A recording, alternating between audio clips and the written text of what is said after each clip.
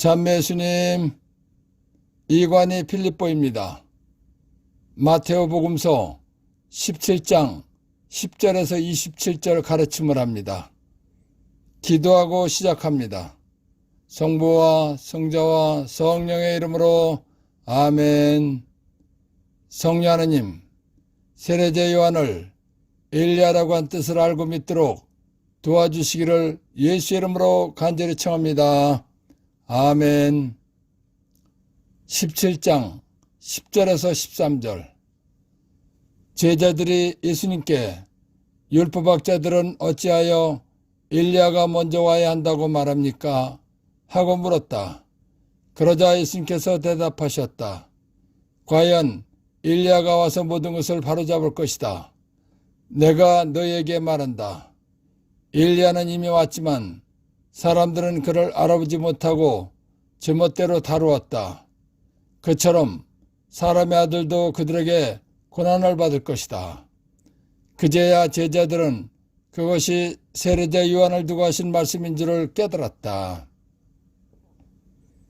제자들은 율법학자들이 한 말이 생각났습니다. 그래서 예수님께 율법학자들은 어째서 메시아보다 엘리야가 먼저 와야 한다고 말합니까? 하고 물었습니다. 제자들의 말을 들으신 예수님께서는 그 말은 맞는 것이다 라고 말씀하셨습니다. 구세주이신 예수님께서 오시기 전에 엘리야가 이미 왔다고 했습니다. 세례자 요한이 엘리야라는 것입니다. 엘리야는 예수님께서 오시기 전 BC 900년 전의 예언자입니다. 그런데 900년 전에 예언자인 엘리야가 왔다는 말은 이해가 되지 않는 것입니다. 왜 세례자 요한을 엘리야라고 하는가 말씀드리겠습니다. 엘리야는 이스라엘 아합 왕 시대에 온 이스라엘이 우상 숭배에 빠져 있을 때 하나님의 능력으로 이스라엘 사람들을 회개시키고 하나님을 믿게 한 사람입니다. 그렇듯이 세례자 요한은 자기가 받은 사명대로 이스라엘 사람들에게 회개를 알게 하고 회개를 시키면서 세례, 침례를 베풀었습니다.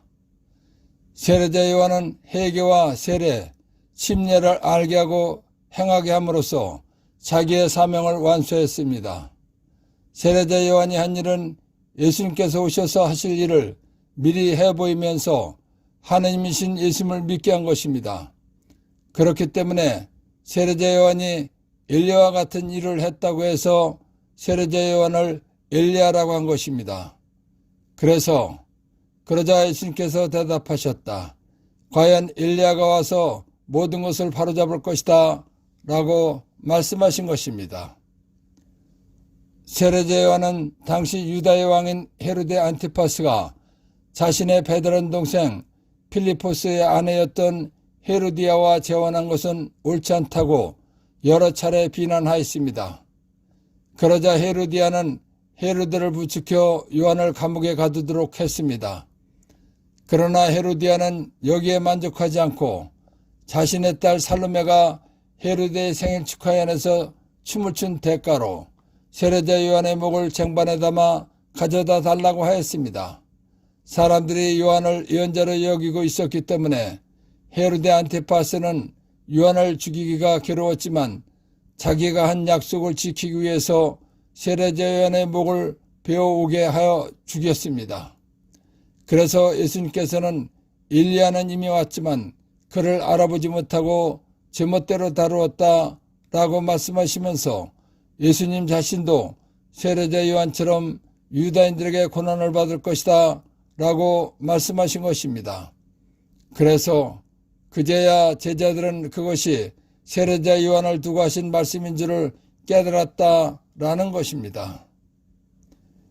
엘리야는 이스라엘을 구원해 주시고 주관해 주시는 하나님을 저버리고 우상 숭배에 빠져 있을 때에 이스라엘 모든 백성을 카르멜 산에 모아놓고 바알의 예언자들 450명과 제물로 바치는 쇠에 물을 붓고 하나님의 능력으로 불을 붙이게 하는 대결을 했습니다. 이 능력 대결에서 엘리야의 소에 불이 붙어서 승리했습니다. 그래서 야훼가 참 하느님이심을 증명하고 모든 이스라엘 백성이 회개하게 하고 야훼를 참 하나님으로 믿게 한 사람입니다. 마르코복음 1장 2절에서 5절. 이사야 예언자의 글에 보라 내가 하나님이 내 메시아 구세주 앞에 내 사자를 일꾼 세례자 요한을 보내니 그가 세례자 요한이 너 구세주의 길을 닦아 놓으리라. 광야에서 외치는 이의 소리 너희는 주님의 길을 마련하여라. 그분의 길을 곧게 내어라 하고 기록된 대로 세례자 요한이 광야에 나타나 죄의 용서를 위한 회개의 세례를 선포하였다. 그리하여 온 유다 지방 사람들과 예루살렘 주민들이 모두 그에게 나가 자기 죄를 고백하며 요르단강에서 그에게 세례를 받았다. 한 나라의 대통령이 중대한 일을 하려고 할 때 그 일에 관련된 모든 준비를 스스로 하지 않습니다. 그런 준비는 보좌관들이 다 해놓은 다음에 대통령은 하고자 하는 일을 집행하는 것입니다. 이와 마찬가지로 하느님이신 예수님을 믿고 구원받게 하는 세례도 예수님께서 오셔서 직접 설명하고 준비시키는 것이 아닙니다. 하느님께서 쓰시는 사람이 먼저 와서 예수님을 믿도록 준비해야 하는 것입니다. 즉 회개가 무엇이며 세례가 무엇인지 알게 하고 세례를 어떻게 받는 것인지 알게 하고 세례 주는 모습을 보여주어야 하는 것입니다. 그런 다음에 구세주이신 예수님께서 오셔서 회개하라고 하시면 사람들이 회개하고 세례를 받게 되는 것입니다. 세례자 요한은 하느님이신 예수님께서 오셔서 하실 일을 미리 해보인 사람입니다. 엘리야는 이스라엘 아방 시대에 온 이스라엘이 우상숭배에 빠져 있을 때 하나님의 능력으로 이스라엘 사람들을 회개시키고 하나님을 믿게 한 사람입니다. 그렇듯이 세례자 요한은 하나님이신 예수님께서 오셔서 회개하라고 하실 일을 미리 해보임으로써 이스라엘 사람들이 예수를 메시아로 믿고 세례를 받게 한 사람입니다. 그래서 세례자 요한이 아방 시대에 엘리야와 같은 일을 했다고 해서 세례자 요한을 엘리야라고 하는 것입니다. 1. 과연 엘리야가 와서 모든 것을 바로잡을 것이다. 마르코복음 1장 2절에서 5절 참고. 엘리야는 우상숭배에 빠진 이스라엘 사람들을 회개하게 하고 하나님을 믿게 한 예언자입니다. 그렇듯이 요한은 율법을 믿던 이스라엘 사람들을 메시아이신 예수님을 믿도록 미리 준비해 놓은 사람이라는 것입니다. 2. 세례자 요한을 엘리야라고 한 이유. 이스라엘 아방 시대에 온 이스라엘이 우상숭배에 빠졌을 때 엘리야가 하나님의 능력으로 이스라엘 사람들을 회개시키고 하나님을 믿게 한 사람입니다. 그렇듯이 세례자 요한이 하나님이신 예수님께서 오셔서 회개하라고 하실 일을 미리 해보임으로써 이스라엘 사람들이 예수님을 메시아로 믿고 세례를 받게 한 사람이기 때문입니다. 3. 엘리야는 이미 왔지만 사람들은 그를 알아보지 못하고 제멋대로 다루었다. 요한이 율법을 믿던 이스라엘 사람들을 예수님 믿게 했는데 사람들은 요한을 몰라보고 죽였다는 것입니다. 4. 그처럼 사람의 아들도 그들에게 고난을 받을 것이다. 사람들이 세례자 요한을 죽였듯이 유다인들이 예수님도 죽인다는 것입니다. 17장 14절에서 21절. 그들이 군중에게 가자 어떤 사람이 예수님께 다가와 무릎을 꿇고 말하였다. 주님, 제 아들에게 자비를 베풀어 주십시오. 간질병에 걸려 몹시 고생하고 있습니다. 자주 불 속으로 떨어지기도 하고 또 자주 물속으로 떨어지기도 합니다. 그래서 주님의 제자들에게 데려가 보았지만 그들은 고치지 못하였습니다. 그러자 예수님께서 믿음이 없고 비뚤어진 세대야, 내가 언제까지 너희와 함께 있어야 하느냐? 내가 언제까지 너희를 참아주어야 한다는 말이냐? 아이를 이리 데려오너라 하고 이르셨다. 그런 다음 예수님께서 호통을 치시자 아이에게서 마귀가 나갔다. 바로 그 시간에 아이가 낳았다. 그때 제자들이 따로 예수님께 다가와 어찌하여 저희는 그 마귀를 쫓아내지 못했습니까? 하고 물었다. 예수님께서 대답하셨다. 너의 믿음이 약한 탓이다. 내가 진실로 너에게 말한다. 너희가 겨자씨 한 알만한 믿음이라도 있으면 이 산더러 여기서 저기로 옮겨가라 하더라도 그대로 옮겨갈 것이다. 너희가 못할 일은 하나도 없을 것이다. 그런 것은 기도와 단식이 아니면 나가지 않는다.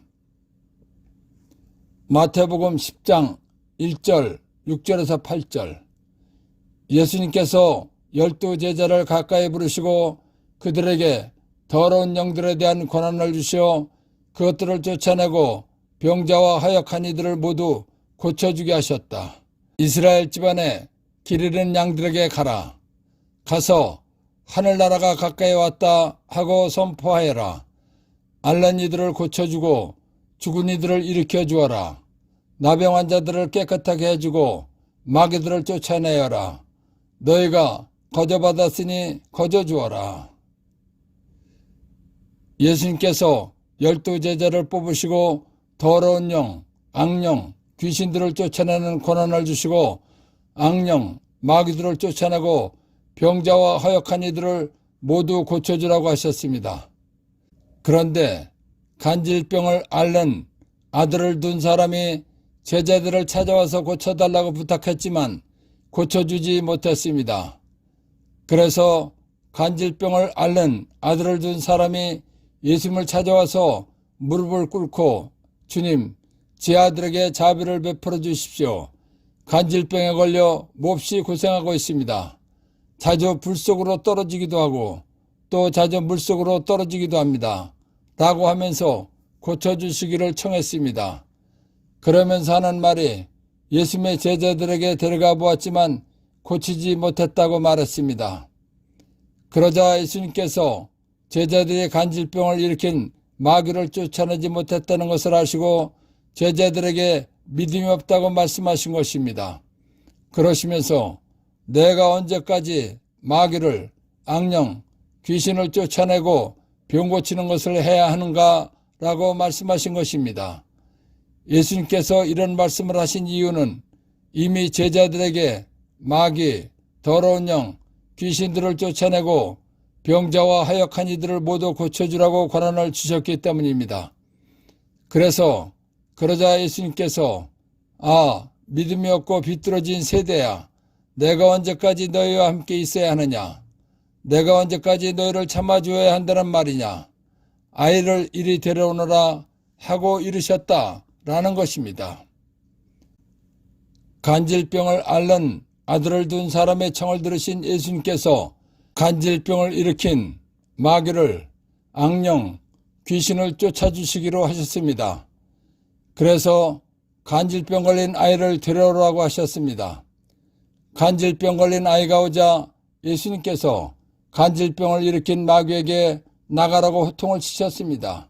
그러자 마귀가 즉시 나가고 병이 나았습니다. 그런 다음 예수님께서 호통을 치시자 아이에게서 마귀가 나갔다. 바로 그 시간에 아이가 나았다라는 것입니다.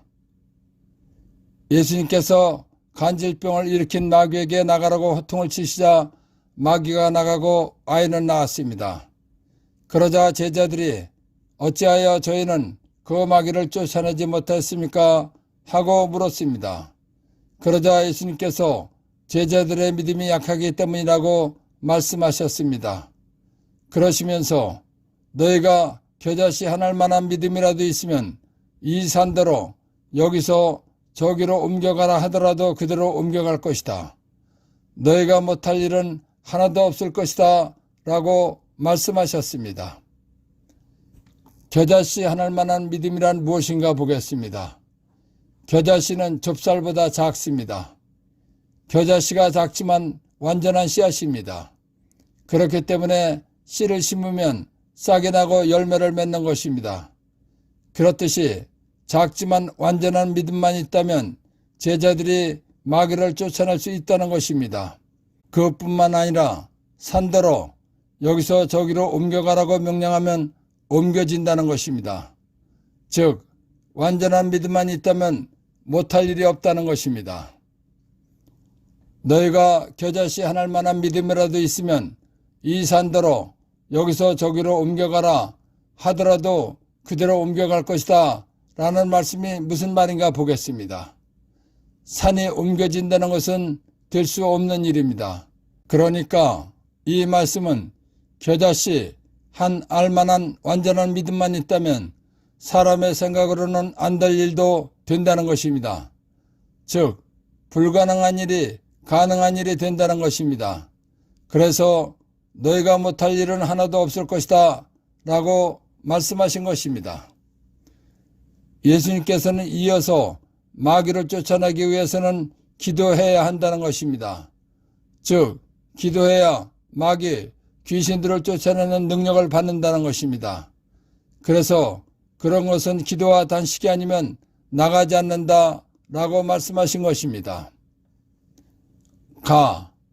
마귀와 더러운 영과 악령과 귀신은 같은 존재이다. 마태복음 17장 14절 이하 제목을 보면 어떤 아이에게서 마귀를 쫓아내시다 라고 되어 있습니다. 그리고 간질병을 걸리게 한 존재를 마귀라고 했습니다. 같은 내용을 마르코복음 9장 14절 이하에서는 더러운 영이라고 했습니다. 마르코복음 공동번역에서는 악령이라고 했습니다. 그리고 사도행전 16장 18절을 보면 바오로 사도를 괴롭힌 존재를 귀신이라고 했습니다. 그런데 공동번역에서는 악령이라고 번역했습니다. 그렇다면 귀신이나 악령이나 같은 존재라는 것입니다. 그러니까 마귀나 악령이나 귀신이나 더러운 영은 다 같은 존재입니다. 믿음을 강하게 하려면 고린토일서 10장 1절 4절에서 11절 형제 여러분 나는 여러분이 성령의 은사에 관해서도 알기를 바랍니다. 은사는 여러 가지지만 성령은 같은 성령이십니다. 직분은 여러 가지지만 주님은 같은 주님이십니다. 활동은 여러 가지지만 모든 사람 안에서 모든 활동을 일으키시는 분은 같은 하느님이십니다. 하느님께서 각 사람에게 공동선을 위하여 성령을 드러내 보여주십니다. 그리하여 어떤 얘기는 성령을 통하여 지혜의 말씀이, 어떤 얘기는 같은 성령에 따라 지식의 말씀이 주어집니다. 어떤 얘기는 같은 성령 안에서 믿음이, 어떤 얘기는 그 한 성령 안에서 병을 고치는 은사가 주어집니다. 어떤 얘기는 기적을 일으키는 은사가, 어떤 얘기는 예언을 하는 은사가, 어떤 얘기는 영들을 식별하는 은사가, 어떤 얘기는 여러 가지 신령한 언어를 말하는 은사가, 어떤 얘기는 신령한 언어를 해석하는 은사가 주어집니다. 이 모든 것을 한 분이신 같은 성령께서 일으키십니다. 그분께서는 당신이 원하시는 대로 각자에게 그것들을 따로따로 나누어 주십니다. 믿음을 강하게 하려면 믿음의 능력을 주시는 성령 하나님께 믿음의 능력을 주십시오 라고 간절히 청해야 합니다. 그리고 믿음의 원천인 예수님 말씀을 기록한 성경을 읽으면서 예수님 말씀은 100% 맞습니다. 예수님 말씀대로 순종하면 그대로 이루어집니다. 나에게 사용하라고 주신 예수 이름으로 기도하거나 명령하면 그대로 된다 등을 주장하면서 믿고 인정하고 확신할 때 능력을 주시는 것입니다. 그리고 이와 같이 계속 노력할 때 믿음이 강해지는 것입니다. 1. 간질병. 경련을 일으키고 의식장애를 일으키는 발작 증상이 되풀이하여 나타나는 병. 유전적인 경우도 있으나 외상, 뇌종양 따위가 원인이 되어 나타나기도 합니다. 2. 예수님께서 호통을 치시자 아이에게서 마귀가 나갔다. 바로 그 시간에 아이가 나았다. 마귀는, 악령, 귀신은 영적 존재로서 하느님께서 만든 피조물입니다. 그렇기 때문에 마귀는 창조주이신 하느님께서 명령하시면 복종을 하게 되어 있는 것입니다. 그래서 하느님이신 예수님께서 호통을 치셨을 때 나간 것입니다. 3. 믿음이 없고 비뚤어진 세대야. 마태복음 10장 1절 6절에서 8절 참고. 예수님께서 제자들에게 마귀, 더러운 영, 귀신들을 쫓아내고 병자와 하역한 이들을 모두 고쳐주라고 권한을 주셨는데 간질병을 일으킨 마귀를 쫓아내지 못했기 때문에 하신 말씀입니다. 4. 겨자씨 하나만한 믿음이란. 겨자씨는 좁쌀보다 작지만 완전한 씨앗이기 때문에 씨를 심으면 싹이 나고 열매를 맺는 것입니다. 그렇듯이 작지만 완전한 믿음만 있다면 제자들이 마귀를 쫓아낼 수 있다는 것입니다.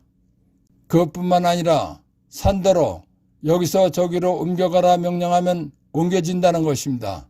즉 완전한 믿음만 있다면 못할 일이 없다는 것입니다. 5. 믿음이란. 예수님 말씀은 100% 맞는다. 예수님께서 일으키신 치유와 여러 가지 기적도 다 사실이다. 예수님 말씀대로 순종하면 그대로 이루어진다. 우리에게 사용하라고 주신 예수 이름으로 기도하거나 명령하면 그대로 된다 등을 믿고 주장하고 실천하는 것입니다. 6. 믿음이 강하면 1. 하느님, 예수님과 좋은 관계가 됩니다. 하느님께서 함께 해주십니다. 하느님을 기쁘시게 해드릴 수 있습니다. 하느님을 움직이시게 할 수 있습니다. 그래서 기도응답을 잘 받을 수 있습니다. 7. 믿음이 강하면 2. 귀신을, 마귀를 쫓아내는 구마의 능력을 받습니다. 치유의 능력을 받습니다. 그 밖에 수없이 좋은 일들을 체험하게 됩니다. 신앙생활하는 재미가 나고 신나고 행복하고 살맛이 납니다. 8. 이 산더러 여기서 저기로 옮겨가라 하더라도 그대로 옮겨갈 것이다. 산이 옮겨진다는 것은 될 수 없는 일입니다. 그러니까 이 말씀은 겨자씨 하나만한 완전한 믿음만 있다면 사람의 생각으로는 안 될 일도 된다는 것입니다. 즉 불가능한 일이 가능한 일이 된다는 것입니다. 9. 어떤 아이에게서 마귀를 내쫓으시다 사건을 통해서 알아야 할 것.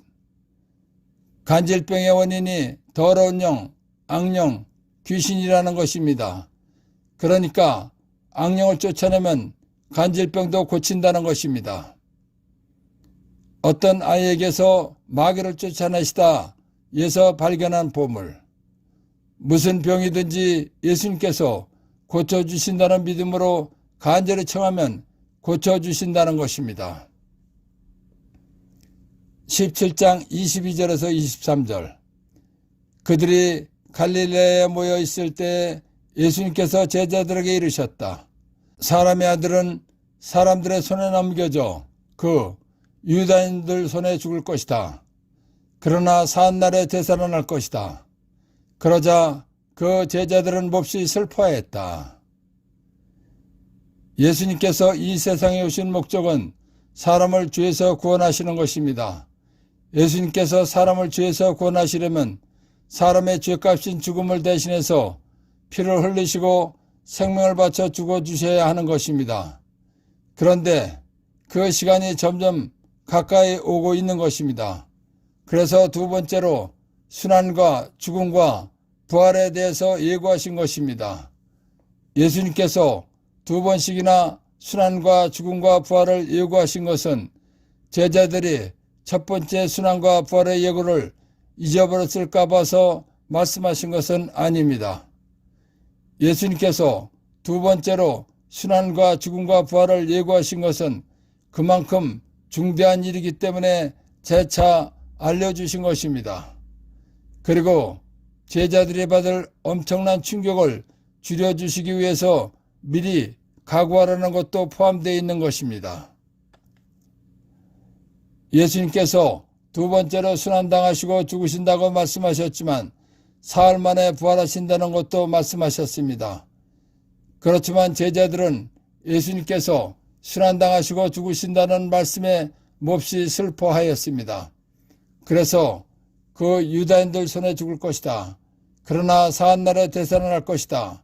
그러자 그 제자들은 몹시 슬퍼하였다라는 것입니다. 1. 그 유다인들 손에 죽을 것이다. 예수님께서 두 번째로 순환과 죽음과 부활을 예고하신 것은 그만큼 중대한 일이기 때문에 재차 알려주신 것입니다.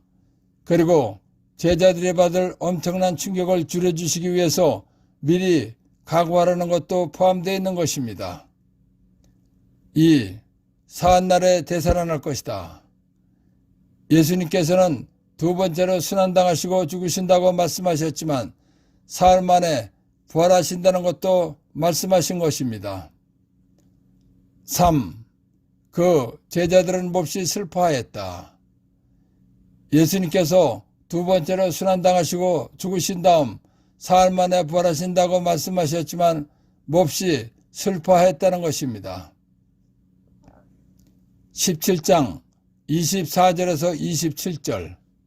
그들이 카파르나움으로 갔을 때 성전세를 거두는 이들이 베드로에게 다가와 여러분의 스승님은 성전세를 내지 않으십니까? 하고 물었다. 베드로가 내십니다 하고는 집에 들어갔더니 예수님께서 먼저 시몬아 너는 어떻게 생각하느냐? 세상 임금들이 누구에게서 관세나 세금을 거두느냐? 자기 자녀들에게서냐 아니면 남들에게서냐? 하고 물으셨다. 베드로가 남들에게서입니다 하고 대답하자 예수님께서 이르셨다. 그렇다면 자녀들은 면제받는 것이다. 그러나 우리가 그들의 비유를 건드릴 것은 없으니 호수에 가서 낚시를 던져 먼저 올라오는 그를 잡아 입을 열어보아라. 스테타르 한 입을 발견할 것이다. 그것을 가져다가 나와 내 몫으로 그들에게 주어라. 탈출기 30장 11절에서 16절. 주님께서 모세에게 이르셨다. 내가 이스라엘 자손들의 수를 세어 인구조사를 실시할 때 사람마다 자기 목숨값으로 주님에게 속전을 바쳐야 한다. 그래야 인구조사 때문에 그들에게 재앙이 닥치지 않을 것이다. 인구조사를 받는 이는 누구나 성소세켈로 반세켈을 내야 한다. 한 세켈은 20개라이다. 그 반세켈은 주님에게 올리는 예물이다. 인구조사를 받는 20살 이상의 남자는 누구나 주님에게 예물을 올려야 한다. 너의 목숨에 대한 속죄로 주님에게 이 예물을 바칠 때 부자라고 반세켈보다 더 많이 내도 안 되고 가난한이라고 이보다 덜 내도 안 된다. 너는 이스라엘 자손들에게서 속전, 목숨값을 받아 만남의 천막 이식비용으로 쓰도록 내주어라. 이것이 주님 앞에서 너의 목숨에 대한 속죄의 기념이 될 것이다. 이스라엘 민족은 이집트를 탈출해서 가나안을 향해서 갈 때 하느님께서 시나이 산에서 모세에게 보여주신 대로 만남의 천막을 만들어서 하느님께 예배를 드렸습니다. 하느님께서는 20살 이상의 남자는 목숨값으로 반세켈을 하느님께 예물로 내라고 하셨습니다. 사람이 목숨값으로 낸 반세켈은 만남의 천막 이식비용으로 사용하라고 하셨습니다. 그래서 20살 이상 된 남자는 만남의 천막 이식비용으로 1년에 반세켈의 돈을 냈습니다. 이스라엘 민족은 만남의 천막을 가나안 땅에 가지고 갔습니다. 그리고 기원전 950년경 솔로몬이 성전을 지을 때까지 사용했습니다. 만남의 천막이 성전으로 바뀌면서 만남의 천막 이식비용으로 내던 돈을 성전 비용으로 냈습니다. 그래서 이스라엘에서는 성전세를 거둔 것입니다. 성전세란 성전에 바치는 세금과 같은 것입니다. 성전세는 받는 사람이 있고 내는 사람이 있는 것입니다. 성전세를 내는 사람은 하나님께 기도하러 오는 사람들입니다. 성전세를 받는 사람은 성전 관리인입니다. 예수님께서는 하나님이십니다. 하나님이신 예수님께서는 성전의 주인이십니다. 그렇기 때문에 하나님께서 사람이 되어오신 예수님께서는 성전세를 내지 않으셔야 하는 것입니다. 왜냐하면 성전의 진짜 주인이시기 때문입니다. 그런데 성전세를 거두는 사람이 베드로에게 예수님께서도 성전세를 내느냐고 물은 것입니다. 베드로는 성전세를 거두는 사람의 질문을 받고 예수님께서 성전세를 낸다고 말했습니다. 그러자 예수님께서 우리는 성전세를 내지 않아도 된다는 것을 알려주시고자 하셨습니다. 그래서 시몬아, 너는 어떻게 생각하느냐? 세상 임금들이 누구에게서 관세나 세금을 거두느냐? 자기 자녀들에게서냐 아니면 남들에게서냐 하고 물으신 것입니다. 그러자 베드로가 남들에게서입니다 하고 대답하자 예수님께서 그렇다면 자녀들은 면제받는 것이다 라고 말씀하신 것입니다. 예수님께서는 성전의 주인이시기 때문에 성전세를 내지 않으셔도 되시는 분이십니다. 세상 임금들이 관세나 세금을 자기의 자녀들에게는 걷지 않습니다. 그렇듯이 왕중왕이시며 하나님이신 예수님의 제자들도 성전세를 면제받아야 된다는 것입니다. 그런데도 성전세를 내라고 하셨습니다.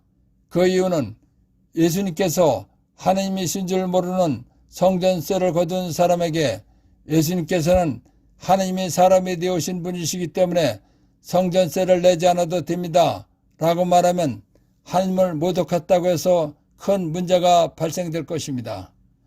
하나님을 모독하면 사형받는 것입니다.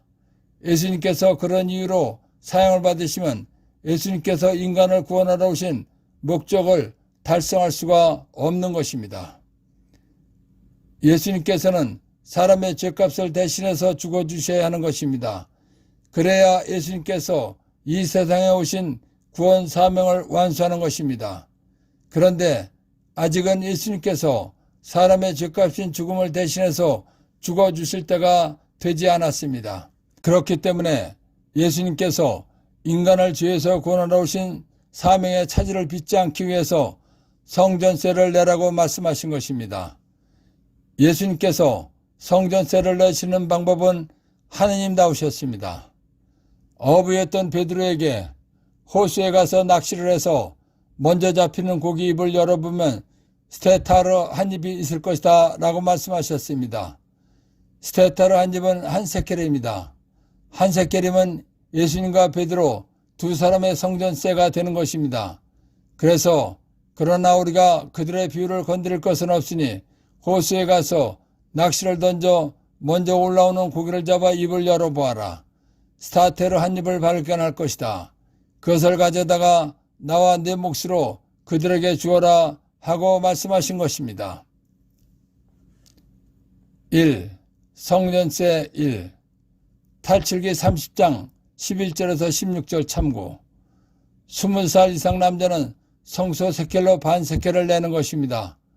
반 세켈은 진맥에 올리는 예물인데 속전, 목숨값입니다.